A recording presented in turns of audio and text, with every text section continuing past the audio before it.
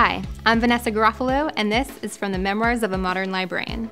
This episode is on quick tips and shortcuts for database searching. Databases are great tools for doing research on any given topic. They are equipped with numerous features that aid the user in finding useful and reliable information. Some database platforms include EBSCO, ProQuest, SpringerLink, and more. But here's the problem. Many people struggle with using databases. Not only that, but many users are unaware of the many features that databases have to make searching more effective. As we live in a Google generation, people tend to be used to the single search box of search engines. Though search engines are a one-stop shop for websites, blogs, wikis, and more, they're not the ideal place for doing scholarly research. Search engines retrieve results using algorithms that combine the popularity and relevance of a link, among other things. On the other hand, databases retrieve relevant results based on specific keywords or subject terms used. Results can also be narrowed based on number of limiters such as publication year, subject, and format. Databases contain journals, newspapers, and other sources, many of which have undergone peer review.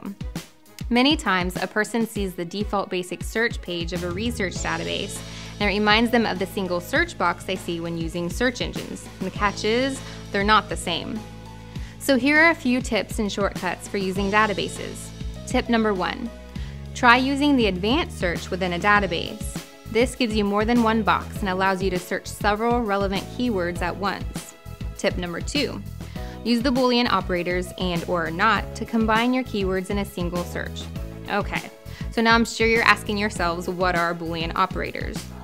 Boolean operators are used to connect your keywords together and allow you to broaden or narrow your search, and allows you to search two or more terms together. For example, social media and blogs. Or allows you to search two or more similar terms together. For example, social networking and Facebook or MySpace. Not allows you to exclude a term from your search. For example, social media, not wikis. Tip number 3.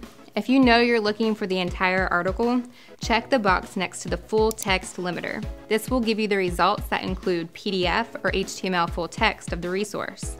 Also, check the box next to scholarly or peer-reviewed to ensure that you're finding results in scholarly journals. Tip number 4. Be careful about doing a search that is too broad or too narrow. If you were to search the keyword social media and ProQuest Central, you would see that the database found over 4 million results. Obviously, that's too many to sift through, but you may also notice that not all of them are about social media. So here's another tip. Tip number 5. Use quotation marks around a compound term. In our example, this ensures that the database doesn't split apart the words social and media. Also, try to be more specific and add another keyword that focuses on a certain type of social media, such as blogs. If you find that you're still getting too many results, then look for where you can narrow them down. You can often narrow by source type, publication year, subject, and so on. And don't forget to use those full text and peer-reviewed limiters. Tip number 6. If you're not sure what the best keywords to use for your research topic are, try using the Subject Terms Index or Thesaurus in a database to find the best term. For example, when we search for social media in the subject terms area in EBSCO's Academic Search Complete, we see that it is an index subject term in that database. You can also find broader, narrower, and related terms here. However, when you search social media in the Thesaurus and ProQuest Central, we see that social networks is the recommended subject or keyword to use instead of social media. Tip number 7. Another way to use a database is to search within a certain publication. For example, you can do a search within the magazine Technology Review for articles on social media.